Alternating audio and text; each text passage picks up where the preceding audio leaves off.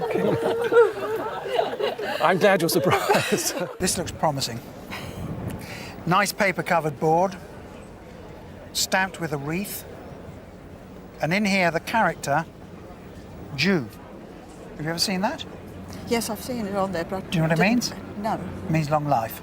Oh, yes. And inside, just what one would expect to find, page after page of Japanese prints. All printed in colours from wood blocks. Do you know how they're done? Yes, each colour is put on separately. That's right, exactly, and then printed in one go. That's right. And they didn't use a printing press. That's the difference between Western technology and Japan, is that they placed the paper on the carved wooden block and then rubbed it. And quite often, I don't know if we can see it anywhere on any of these, you can actually see lines, indeed you can on here, where they've scrubbled it round a bit and the line has come through. Now that's, and again in the sky, and that adds lead texture and excitement to it. These started being made in the 17th century in numbers, and they were the equivalent of comics of the time. Largely the populace couldn't read, which is why you don't get a lot of text to it. And they illustrate scenes from the theatre, from drama, and later on in the 19th century you even get things like the Americans and English who were resident in Japan. The colours are quite extraordinary, and they've never been seen in the West at all. The interesting thing is that once they were sort of run off, they became scrap paper, just like yesterday's newspaper. And a lot of the ceramics that came out of Japan in the second half of the 19th century arrived in Europe wrapped up in screwed up prints. And they got to, the interesting thing is they got to France and they were unwrapped. And today we're sort of kind of familiar with these, but you've got to try and place yourself in the 19th century. You have seen nothing like this at all. You've got no conception of the way the Japanese looked at life. They had a completely different spatial outlook. They weren't interested in perspective. They've got no sense of perspective at all. This scene here is of a fence with a garden, with a lady behind a screen. But it's quite flat. You don't get any idea of depth because the Japanese never discovered it. And so when these arrived in France, they were passed around the Impressionist painters, and they were absolutely, their minds were blown by these extraordinary designs. And this led on to Impressionism. Well, people don't realize quite how important they are. These are by a man called Toyokuni, who was one of the most prolific makers of prints in the 19th century. Where did you come by this album? Well, my husband found it in a little antique shop, or it was more a junk shop than an antique shop, in Forest Hill in 1947-48. Really?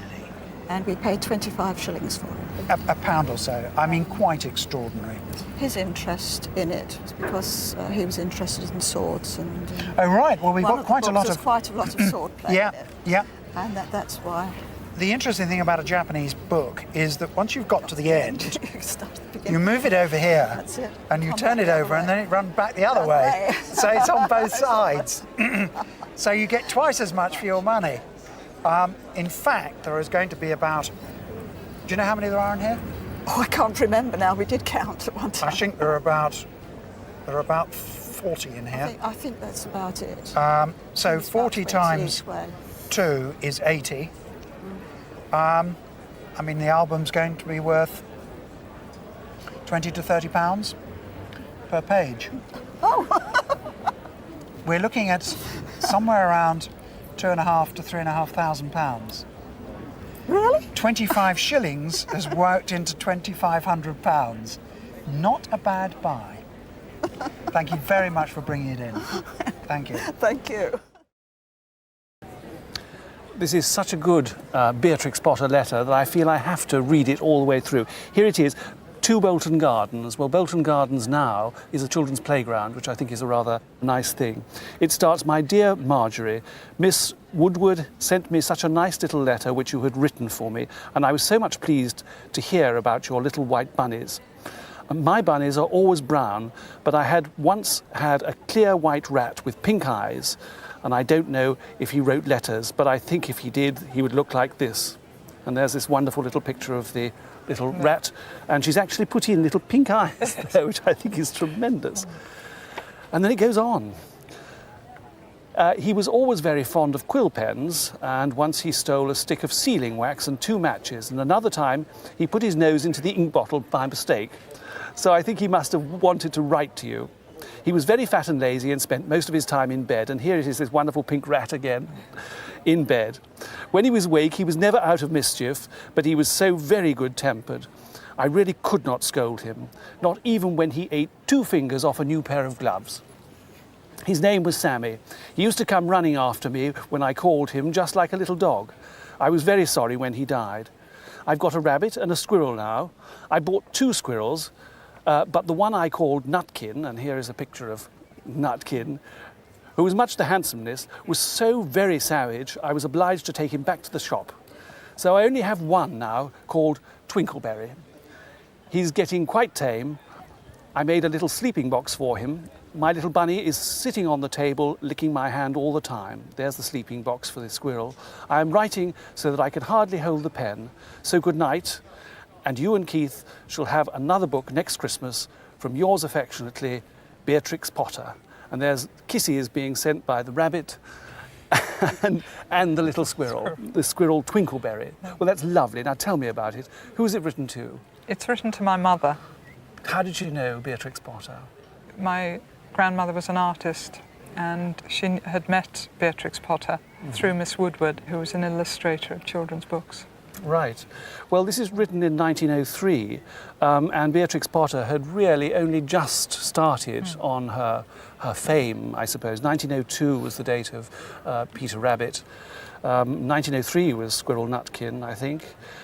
So really, this is quite early on, and she was very generous with her time. In fact, all through her life, I think she was very generous with her time in writing to people. So this is an absolute corker of a letter. I can't say better than that. It really is an absolutely amazing letter. I have not seen one so good for a very long time, even with its envelope, which, although not valuable, is rather nice to have with it. She's become very desirable and very valuable these days. Do you have a sort of an idea? I haven't a clue. A ballpark where she is? Not a Well, clue. 10 or 15 years ago, I'd have said that a letter like this, delightfully illustrated, will be worth somewhere in the region of £200 or £300. But nowadays, I'm afraid, so much is the taste for Beatrix Potter that a letter like this would fetch somewhere between £20,000 and £25,000 today. You're joking.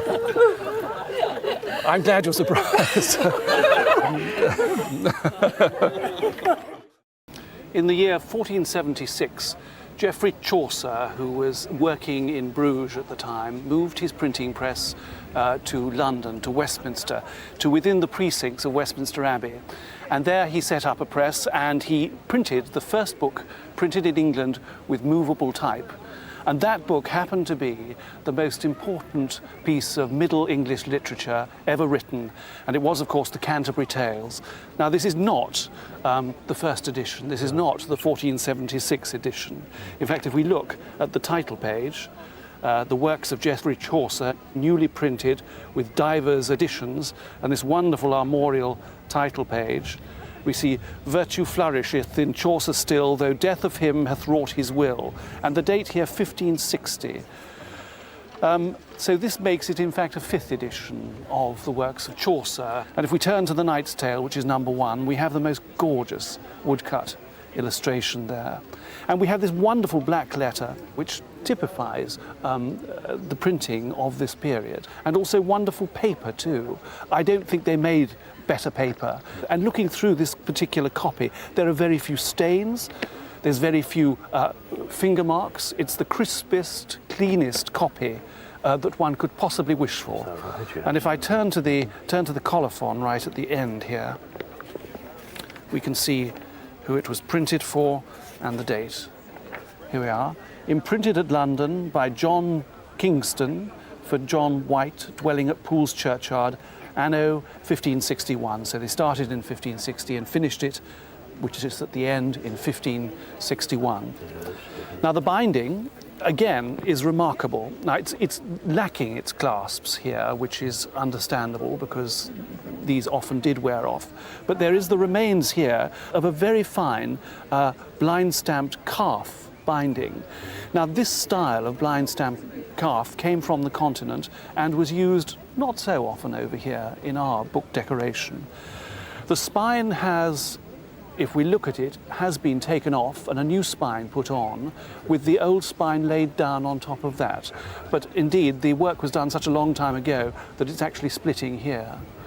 But it's a sumptuous copy. It's a prince of copies. It's very exciting. It's lovely. Now you have to tell me where your side of things come in. Where did it come from? Well, it came from a friend of mine, and his aunt died about 6 months ago, and at the age of about 80. And John inherited this from her. That's about, unfortunately, about all I know about it. So you brought it in today for him? He was going to come today, yes, but he couldn't make it, so he asked me if I would come down. Well, it's absolutely wonderful.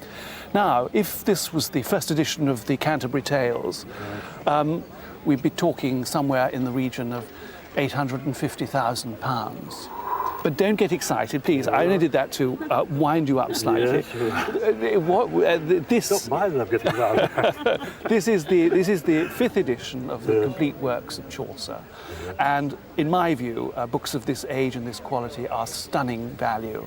And I estimate this not to be £850,000, but about 8,500.